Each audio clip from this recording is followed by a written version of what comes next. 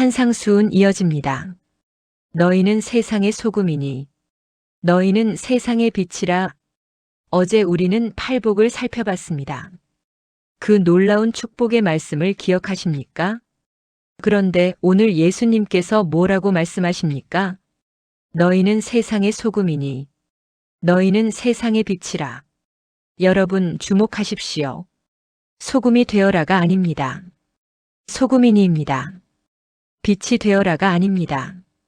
빛이라입니다. 이미 우리는 소금이고 빛이라는 겁니다. 예수님을 믿는 순간 우리는 이미 소금이 되고 빛이 된 겁니다. 자, 소금을 생각해 봅시다. 소금이 뭡니까? 2000년 전에는 냉장고가 없었습니다. 고기를 어떻게 보관했겠습니까? 소금에 절였습니다. 소금은 부패를 방지합니다. 소금은 맛을 냅니다. 소금은 정결하게 합니다. 이 세상은 어떤 세상입니까? 부패한 세상입니다. 도덕적으로 부패하고 영적으로 썩어가고 죄악으로 가득합니다. 그런데 하나님께서 이 세상을 당장 심판하지 않으시고 참고 계십니다. 왜입니까?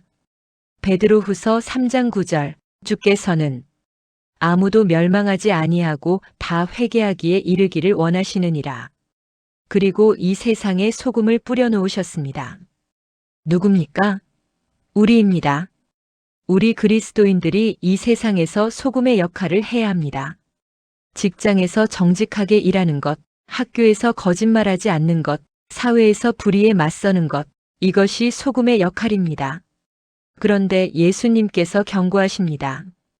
소금이 만일 그 맛을 잃으면 무엇으로 짜게 하리요. 후에는 아무 쓸데 없어 다만 밖에 버려져 사람에게 밟힐 뿐이니라. 여러분, 소금이 짠맛을 잃으면 어떻게 됩니까? 쓸모가 없습니다. 당시 이스라엘의 소금은 사해에서 나왔는데 불순물이 많았습니다. 비가 오면 염분은 녹아 없어지고 불순물만 남습니다. 그러면 더 이상 소금이 아닙니다. 우리가 세상과 똑같이 살면 어떻게 됩니까? 우리도 맛을 잃은 소금입니다.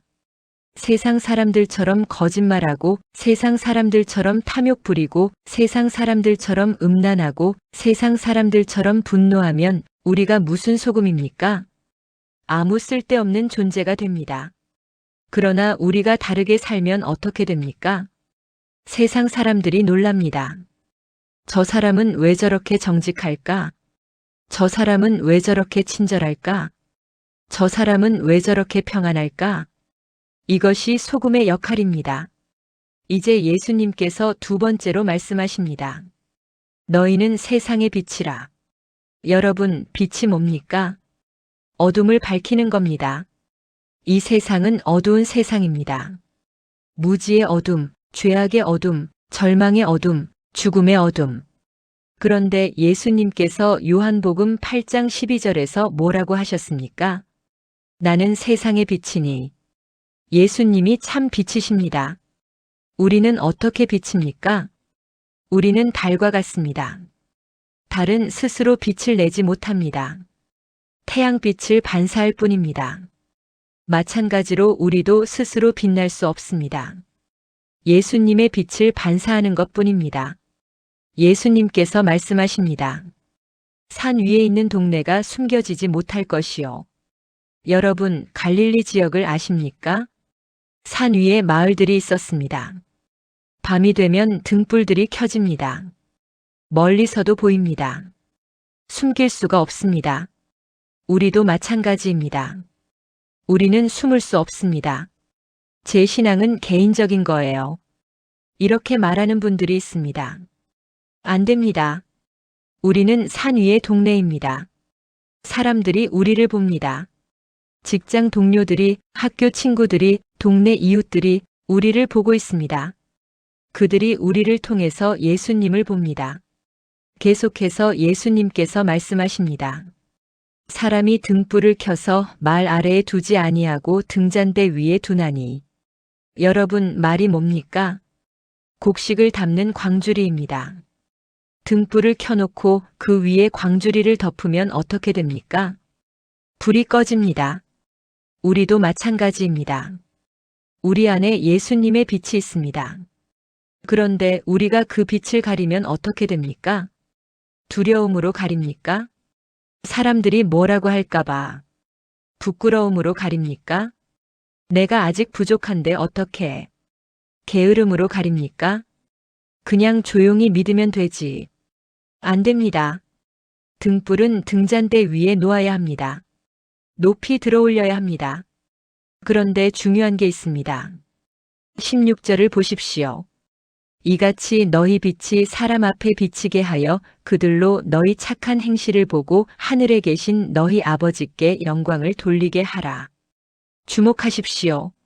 사람들이 너희 착한 행실을 보고 누구에게 영광을 돌립니까? 우리에게입니까? 아닙니다. 하늘에 계신 너희 아버지께입니다.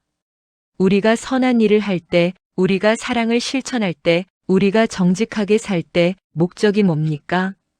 사람들에게 칭찬받으려고? 아닙니다. 하나님께 영광 돌리려고입니다. 베드로전서 2장 12절 너희가 이방인 중에서 행실을 선하게 가져 너희를 악행한다고 비방하는 자들로 하여금 너희 선한 일을 보고 오시는 날에 하나님께 영광을 돌리게 하려 함이라. 소금과 빛으로 살아가십시오. 우리는 이미 소금입니다. 우리는 이미 빛입니다. 그러면 소금답게 삽시다. 빛답게 삽시다.